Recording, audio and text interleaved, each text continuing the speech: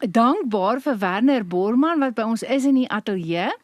Werner Borman is die stigter en uitvoerende direkteur van WealthTech Holdings en hy is ook direkteur van die regspraktyk Borman & Marlow Incorporated.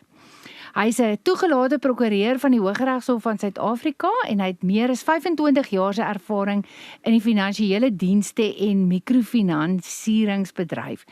Hy het sy loopbaan al reeds in 2000 begin en hy was later uitvoerende direkteur van die Kagisano Groep Limited en daarna WealthTech Holdings gestig met 'n baie duidelike visie om mense te help om meer finansiële vryheid te kan bereik. Nou Werner beskik ook oor 'n BCom LLB graad en hy het ook 'n uitvoerende leierskapsprogramme van Wits Besigheidskool en Harvard Besigheidskool voltooi. Werner, baie welkom. Dis regtig 'n voorreg om jou hier te hê. Baie dankie Joyce, dis my groot voorreg om hier te kan wees. En dankie aan jou en die luisteraars dat ons saam kan kuier. Werner, ek dink skuld is nou een van daardie onderwerpe waaroor mense baie min praat, maar ongelooflik baie mense worstel met dit. Nou van buite af lyk alles dalk normaal, maar agter geslote deure is al baie mense wat wonder, hoe gaan ek hierdie maand deurkom? Joyce, jy is absoluut reg. Ek dink een van die grootste uitdagings is dat skuld nog altyd met skaamte gepaard gaan. Mense voel net hulle het misluk. Hulle voel het verkeerde besluite geneem en daarom hou hulle dit vir hulle self. Intussen raak die probleem net al hoe groter.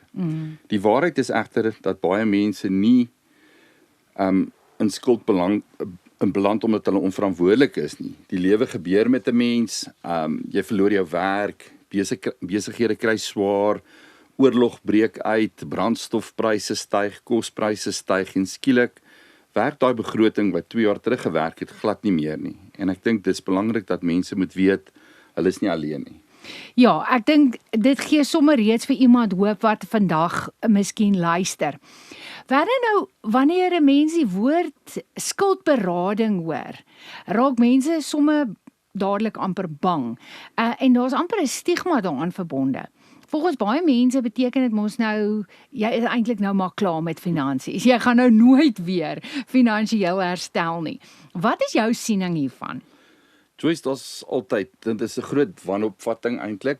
Daar is hoop. En ek dink met skuldberading, dis oorspronklik ingestel om mense te beskerm. Die doel daarvan was nooit om mense te straf nie. Dit was geskep om iemand wat tydelik finansiëel onder druk is, kan wys wetlik dat daar 'n proses is en jy kan weer asemhaal. Die probleem is nie noodwendig jy weet nie. Die probleem is dat baie mense nie die volle proses verstaan nie. En die regsproses is maar 'n proses soos dit is. Baie mense gaan onder skuldberading sonder dat hulle mooi verstaan het wat die langtermyn gevolge kan en gaan wees. Ongelukkig is daar ook baie uitbuiting. Mense bel mense vir verkeerde redes en so word die stelsel nie reg toegepas nie, maar daar is baie maniere en ander maniere ook wat oorweeg kan word om mense uit die skuld uit te kry en hulle op 'n beter pad te plaas. Dis wonderlik. So wat jy sê is daar is regtig hoop. Daar is verseker hoop. Daar is verseker hoop. Ek sê altyd skuldberading behoort nie 'n eindbestemming te wees nie. Dit behoort 'n tydelike hulpmiddel te wees. Die doel moet altyd wees om iemand uiteindelik weer finansiëel onafhanklik te kry. En as dit nie gebeur nie, dan het die proses sy doel gemis. Ja, en ek dink skuldberading is dan ook eintlik die laaste uitweg, nê. 'n Mens probeer dit eers beredder voor daai tyd. 100%. Ek dink daar's verskeie redes. Die eerste is dat mense gewoonlik eers hulle hulp soek wanneer hulle reeds in 'n krisis is en glad nie die kennis inwin en hulle self opvoed rondom die moontlikhede wat bestaan nie en dan beland hulle baie keer onnodig in skuldberading. Teen daardie tyd is daar reeds oproepe van skuldeisers, daar's dalk agterstallige paaiemente, mense slaap nie saans nie, hulle is emosioneel uitgeput.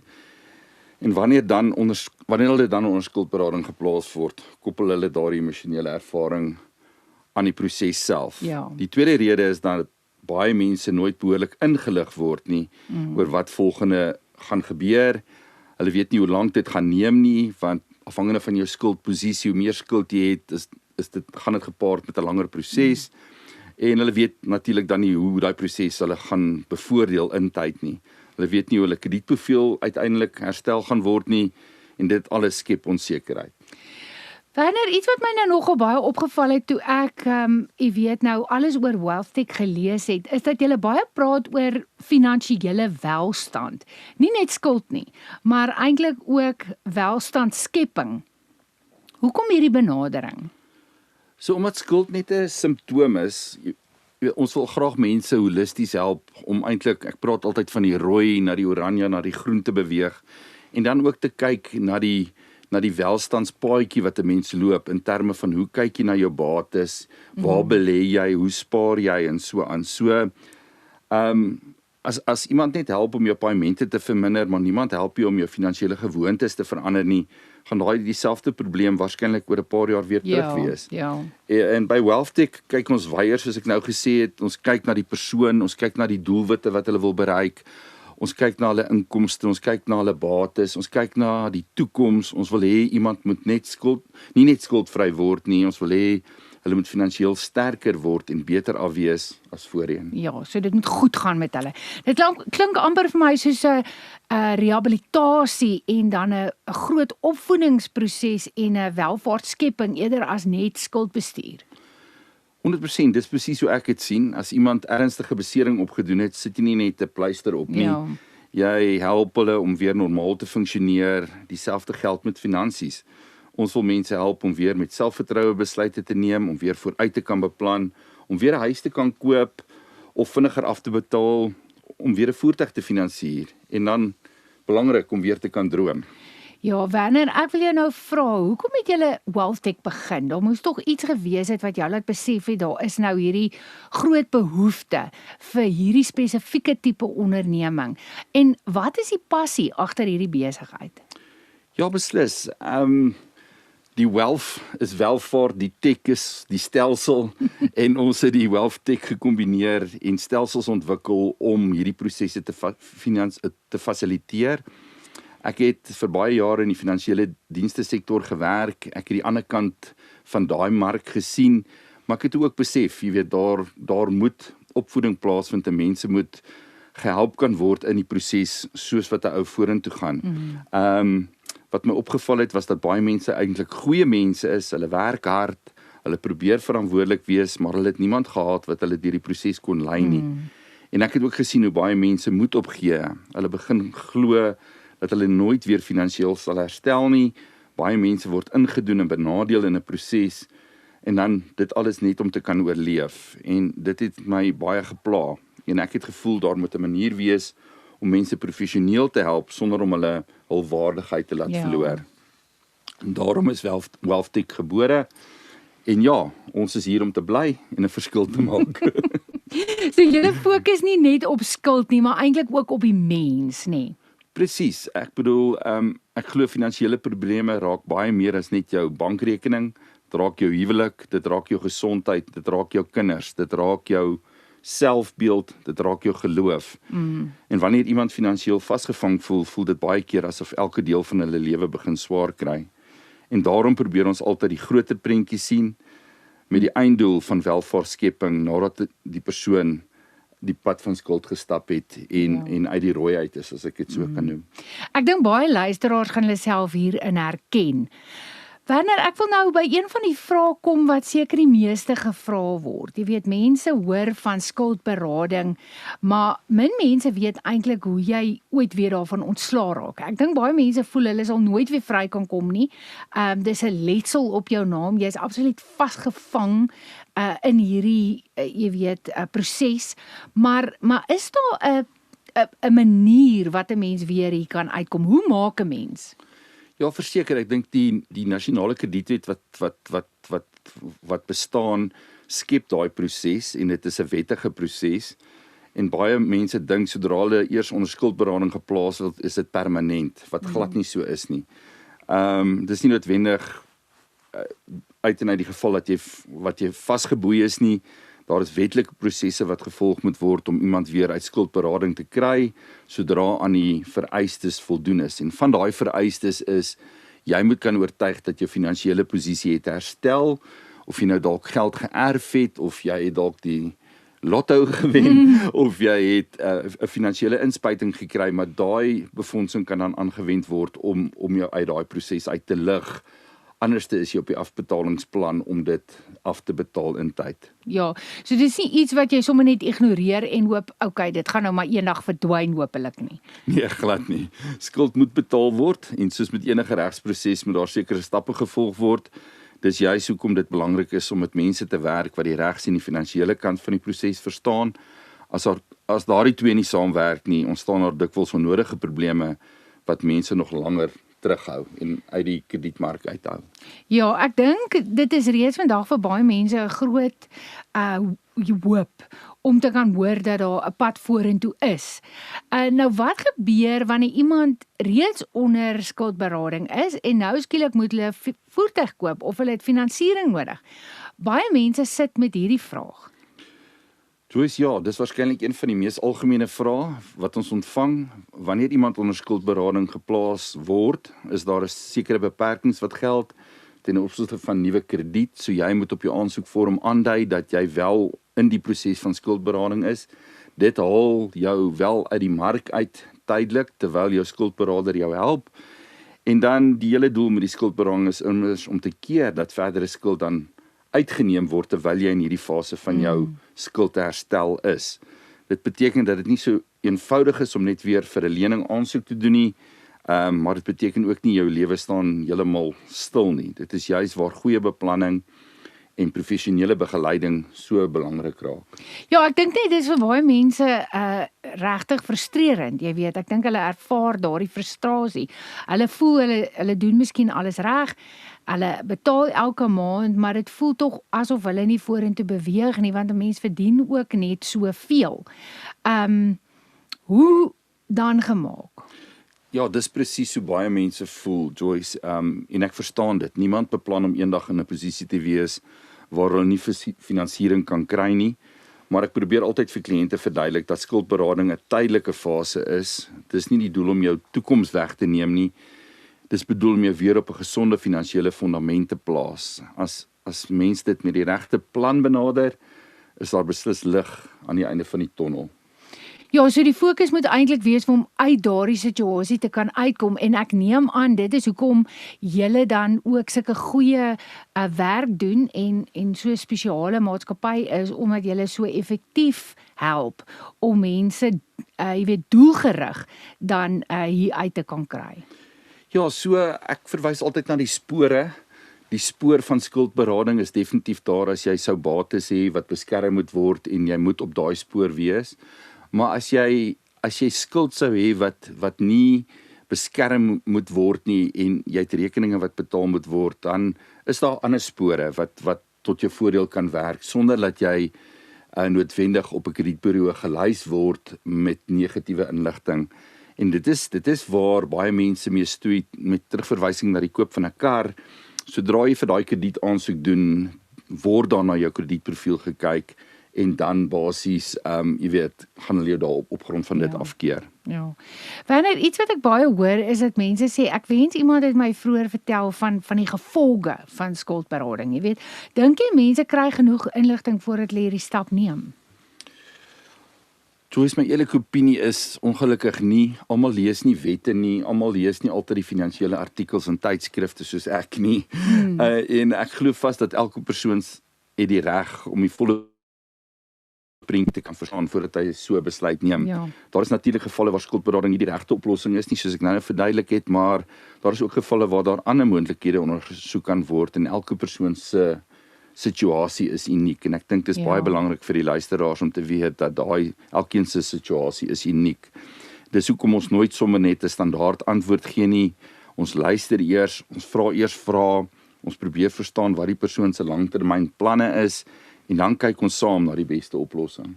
Ja, so daar's nie 'n een groot pas almal oplossing nie. Glad nie. Iemand wat 25 jaar oud is en pas begin werk het heeltemal ander doelwitte as iemand wat 5 jaar van aftrede is. 'n Besigheidseienaar se behoeftes verskil ook die van 'n persoon wat 'n vaste salaris verdien. Dis hoekom elke kliënt individueel benader word. Werner, nog 'n vraag wat baie mense vra is of skuldberading dan nou vir altyd op jou rekord bly. Ek dink hierdie is seker een van die grootste vrese wat mense nou het. Wat is die waarheid? Dis waarskynlik een van die grootste mites wat vandag nog bestaan. Baie mense glo dat jy eers onder skuldberading was, sal dit jou vir die res van jou lewe agtervolg. Dis glad nie die geval nie. Dis juist daai merk teen jou naam wat ons in tyd afval, maar dit gaan gepaard met die betaling van die skuld en die opdatering van jou kredietprofiel wat dan plaasvind in die proses. En dis hoekom dit baie belangrik is dat die proses korrek bestuur word en uiteindelik deurgevoer word tot aan die einde. Ja, so ek dink 'n mens moet nie net aanvaar alles gaan nou self gebeur nie, 'n mens moet wees by 'n skuldberader wat werklik effektief jou hand neem as 'n vernoot om jou dan deur hierdie proses te kry, doelgerig, en dat dit nie sloer nie, dat dit, jy weet, gebeur. 100% en ek bedoel ons werk met fondse en dis belangrik die kliënt dat hy of sy die vertroue het in ons en dit wat ons doen. Baie mense dink as die laaste paaiement betaal is dit alles klaar, maar daar's nog administratiewe en regsprosesse wat daarna volg wat moet afgehandel word, veral by die kredietburo's en by die krediteure dat almal op dieselfde bladsy is, dat ons basies die proses afgehandel het en die persoon se naam skoon gemaak het. Werner, ek wil nou 'n vraag vra wat vir baie entrepreneurs interessant sal wees. Ons hoor soms dat mense sê, jy weet, jy kan jou kredietwaardigheid deur 'n aparte entiteit opbou, byvoorbeeld 'n trust of 'n maatskappy. Is al waarheid daarin? Joyce, ja, dis 'n baie goeie vraag en dit is belangrik dat mense verstaan hoe die strukture werk. 'n Trust en 'n maatskappy is aparte regsentiteite maar dit beteken nie outomaties dat jou persoonlike finansiële geskiedenis geen rol speel nie. Baie finansiële instellings kyk steeds na verskeie faktore voordat hulle finansiering toestaan. Daarom bestaan daar nie 'n vinnige plan of 'n kort pad wat van almal werk nie. Elke geval moet behoorlik geëvalueer word en so word die regsentiteit ook geëvalueer in terme van kredietwaardigheid op die einde van die dag. Ja, so mense moet versigtig wees om vir mense nou, jy weet, groot beloftes te maak. Verseker, ek dink ook, jy weet, om met krediteure te onderhandel is 'n proses en almal gee nie sommer net vir jou net afslag op die skuld of wat ook al nie, of dui aan dat die skuld vir jaar is nie. Maak seker jy verstaan wat jy teken, maak seker jy weet wat die langtermyn gevolge gaan wees en werk met mense wat bereid is om alles mooi vir jou te verduidelik soos die proses aanbeweeg. Ja, dit klink vir my of opvoeding 'n baie groot deel van julle werk is en ek dink dit is ook belangrik omdat 'n mens dan groei in jou welvaart en in jou finansiële sukses. 100%, dit is so. Ons glo dat 'n ingeligte kliënt baie beter besluite kan neem. Baie mense kom na ons toe met ongelooflike stres. Hulle kan nie hulle kredietprofiel interpreteer nie, hulle verstaan nie wat daarop aangaan nie. En teen die einde van die eerste gesprek sê hulle dikwels, ek voel sommer bietjie meer rustiger en ek weet wat op my profiel aangaan.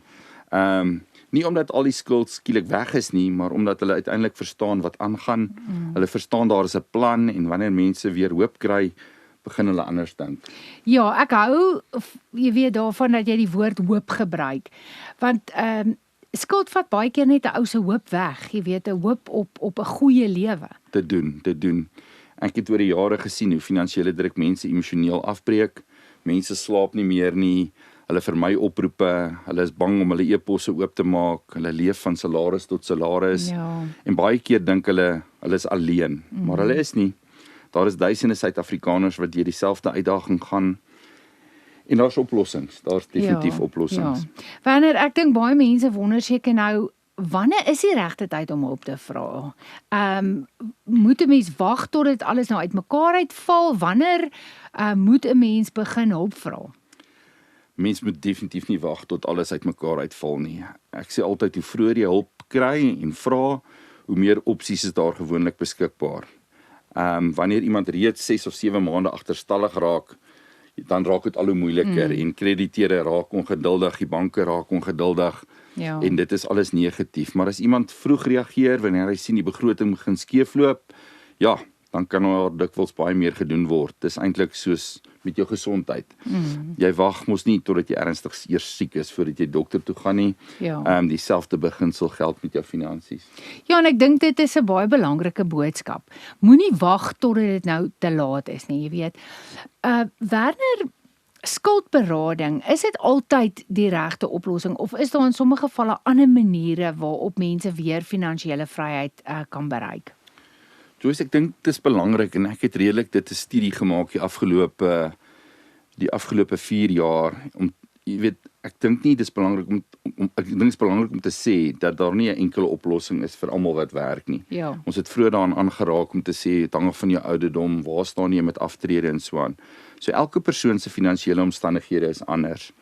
Iemand wat pas sy werk verloor het ander uitdagings as 'n persoon wat 'n suksesvolle besigheid het, maar tydelik onder kontantvloeidruk verkeer. Ja. Net so verskil 'n jong gesin se behoefte van iemand wat nader aan aftrede is, soos vroeër genoem.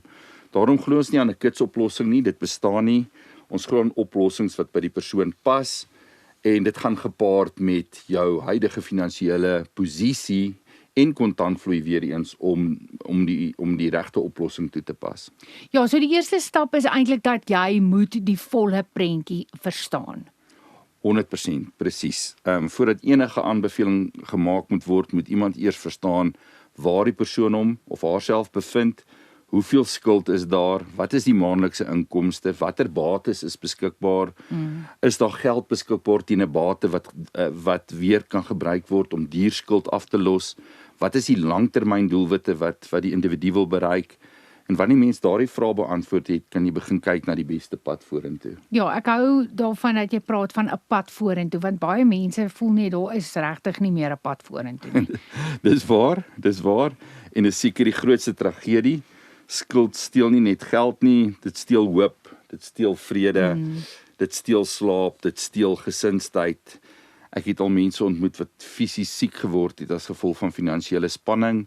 Daarom sê ek altyd, skuld is nie 'n finansiële probleem nie, dis 'n lewensprobleem en daarom moet die oplossing ook groter wees as net die syfers op die staat. Ja, Werner, as iemand nou vandag luister en hulle sê, "Jog, ek wil graag weer beheer oor my finansies neem, maar ek weet regtig net nie waar om te begin nie." Wat sou jy vir daardie persoon sê?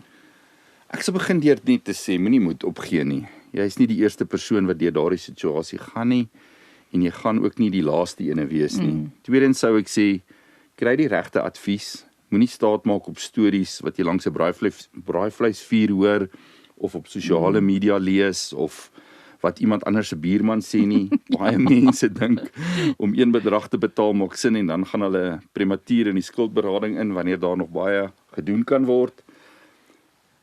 Soek na 'n veilige omgewing waar jy die pad saam kan stap met mense wat die kennis het. Ja. Maak seker jy praat met die mense wat die wet verstaan, wat die finansiële sektor verstaan en wat bereid is om jou unieke situasie te beoordeel. En derdens wil ek net sê, wees eerlik met jouself. Hoe vroeër jy die probleem aanspreek, hoe makliker is dit gewoonlik om oplossings te vind. Werner, ek dink baie mense wonder seker ook hoe die eerste gesprek met WealthTech nou werk. Want die oomblik as iemand nou die woord regsfirma hoor, dan bring dit nou weer vrees. Hulle dink nou dalk dit gaan baie ingewikkeld wees, baie intimiderend, verskriklik duur, maar hoe werk dit? So ek hoor dit gereeld, maar net vir duidelikheid. So WealthTech is nie 'n regsfirma nie. Dis 'n dienstemaatskappy wat op krediet en regsaangeleenthede fokus vir die verbruiker daar buite. Borman Marlow is die regspraktyk wat nou saam met WealthTech werk en van 'n regskant af WealthTech kliënte ondersteun en bystaan. Maar ons probeer die proses en prosedures so eenvoudig moontlik hou. Ons wil hê mense moet gemaklik voel. Ons eerste doel is om te luister. Nie om te oordeel nie om iemand skuldig te laat voel nie. Ons wil verstaan wat het gebeur. Ons begin met jou kredietverslag. Dit vertel die storie vir ons. Want egter elke finansiële probleem, soos nou ook gesê, is agter elke finansiële probleem is daar 'n mens en elke mens het 'n storie. En wanneer ons daardie storie verstaan, 'n ordentlike analise doen en weet wat die situasie werklik is, kan ons begin werk aan 'n regte oplossing met so min as moontlike skade. Ja. En mense, miskien moet ek net bynoem, jy weet, wil onmiddellik dalk ook onmiddellik sekwestreer, en daai roete loop, alles op meriete, alles wat jou spesifieke situasie vir ons uitwys. Ja, ek dink dis iets wat belangrik is, jy weet, en wat mense vandag nodig het om te hoor. Want dit is belangrik om te weet, daar's iemand wat eers gaan luister, wat eers gaan kyk, wat die situasie reg kan ontleed, wat vir jou die regte kennis en hulp en beskerming kan gee, en dan wat ook vir jou doelgerig vorentoe kan neem, en nie net uit jou skuld uit nie, maar dan ook saam met jou stap oor 'n lang termyn en kyk na jou welvaartskepping. Beslis. Mense is dikwels bang om hulle vrae te vra, omdat hulle dink hulle gaan veroordeel word, maar niemand word wakker en besluit sommer net, vandag wil ek nou graag finansiële probleme hê nie. Die lewe gebeur, en dis juis in daardie oomblikke dat mense ondersteuning nodig het, wat WealthTech langs jou kan stap. Ja, Werner, julle praat nou ook baie van finansiële welstand, en ek hou vreeslik baie daarvan, want die meeste mense voel absoluut hulpeloos rondom welstand. Wat beteken dit prakties? Wel, vir ons beteken finansiële welstand, dat geld nie meer jou lewe beheer nie. Dit beteken jy verstaan hoe om goeie besluite te neem, jy het 'n plan, jy leef nie elke maand in paniek nie, jy begin weer spaar, jy begin weer bou, jy begin weer droom, en dis uiteindelik waarna ons streef. Ja. Nie net om skuld op te los nie, maar om mense te help om in 'n gesonder, beter verhouding met geld om te gaan en dit so te ontwikkel. Ja, dit klink amper soos weer om jou selfvertroue terug te kan kry, nee. Ja, dis presies dit. Wanneer iemand weer beheer oor sy finansies kry, verander baie ander dinge ook, verhoudings verbeter, stres verminder, besluite word makliker, mense begin weer glo hulle kan 'n beter toekoms bou, en dis seker die lekkerste deel van ons werk, om daai persoon te kon sien wat nie 'n kar kon koop nie, en dan stuur hy vir jou 'n foto met 'n rooi stryk op wat wys hier hy sy nuwe kar van die vloer af. Dit maak 'n verskil, en dit laat ons elke dag opstaan. Ja, Werner, baie van ons luisteraars is nou ook ouers, of hulle is grootouers. Wat sou jou raad wees vir jong mense wat nou eers by hulle finansiële reis begin? Joyce, ek sou sê net, leer so vroeg as moontlik oor geld. Moenie wag totdat jy in die moeilikheid is voordat jy begin leer nie. Verstaan hoe krediet werk, verstaan waarvoor jy geld leen, leef binne jou vermoë, bou goeie gewoontes so spaar voortydig, en onthou dat klein wyse besluite oor baie jare ongelooflike groot verskil kan maak. Finansiële sukses gebeur selde oornag. Ja, Werner, ek dink ons almal wens iemand het vir ons al hierdie dinge geleer toe ons ook baie jonger was. Want dan het 'n mens soveel van 'n beter kans, nê? Ek stem saam, en daarom is opvoeding vir ons so belangrik. Hoe meer mense verstaan hoe geld werk, hoe minder mense beland later in moeilike situasies. Ons glo kennis gee vryheid, en wanneer mense die regte kennis het, neem hulle gewoonlik baie beter besluite. En dis ook juis hoekom ons kliënte ondersteun deur finansiële opleiding, deur kursusse en so deur WealthTech. Werner, baie dankie dat jy vandag tyd gemaak het om saam met ons te kuier. Ek dink ons luisteraars het vandag nie net meer geleer oor skuld nie en skuldberading nie, maar ook besef dat daar regtig mense is wat daarna streef om jou te help, om oplossings te vind, en wat die kliënt se langtermynbelange dan op die hart dra, en nie net rondom skuld nie, maar rondom toekomstige welvaart. So baie dankie vir jou tyd en vir al die praktiese raad wat jy met ons gedeel het. Baie dankie, Joyce. Dit was vir my opreg lekker om hier te wees, en ek hoop dat elke luisteraar wat vandag ingeskakel het sal onthou dat geen finansiële situasie sonder hoop gepaard gaan nie. Daar is altyd 'n plek om te begin, en daar is altyd mense wat bereid is om saam met jou die pad vorentoe te stap. Ons luisteraars kry natuurlik voorkeur ook met pastorale berading, en pensionaarsse kry afslag. So as jy graag 'n afspraak wil maak, WhatsApp na 079 876 5880. 079 876 5880. En dan kyk uit gerus vir ons 2 maandelikse aflewering van die tydskrif Plus 50 op die winkelrakke. Op die voorblad is daar die bekende skrywer Rudy van Rensburg en dit is natuurlik weer propvol interessante inligting geskryf deur ons kundige skrywers. Dis oral in die land op die tydskrif rakke te koop en jy kan ook bel om 'n kopie te kry. En dan onthou ons plus 50 spesiale aanbod vir ons 2 maandelikse tydskrif staan steeds. So skryf in vir 6 uitgawes vir slegs R310 en daarvoor kan jy ons kantoor kontak by 012 34 88 706 of skryf gerus na +50@+50.co.za. Nou Werner, met watter laaste gedagte sou jy graag ons luisteraars wou los? Joyce, ek sou net wou sê, daar is hoop om uit die skuld uit te kom. Dis egter 'n proses wat tyd vat en dit gebeur nie oornag nie. Luisteraars kan ons direk e-pos op info@wealthtech.co.za. Dis Wealthtech sonder 'n H aan die einde. info@wealthtech en ons help graag en verduidelik die proses. So ja, skryf gerus na info@wealthtech.co.za. Nou luisteraars, dankie weer eens vir 'n heerlike oggendkuier. Ek Joyce Jacobs groet julle tot volgende maandag 11:00. Bly naby aan die Here en wees goed vir mekaar. Goed gaan.